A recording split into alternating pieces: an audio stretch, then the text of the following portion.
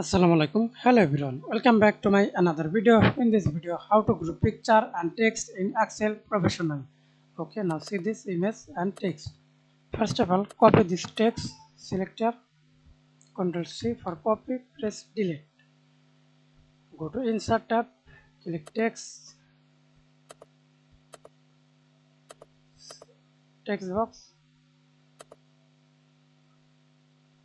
Okay, pass text.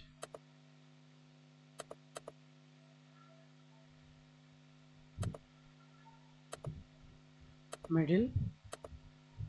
Okay, and